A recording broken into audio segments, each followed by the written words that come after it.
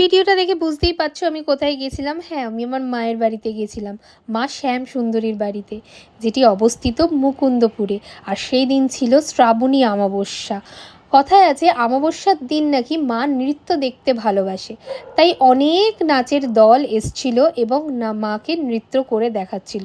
সে দেখার মতো, আর মাকে যে কী সুন্দর লাগছিল সেটি বলে বোঝানো যাবে না। মা সেদিনকে ঢাকের সাজে সেজেছিল, তো এত সুন্দর লাগছিল যে আমি তো চোখই ফেরাতে পারছিলাম না মায়ের দিক থেকে।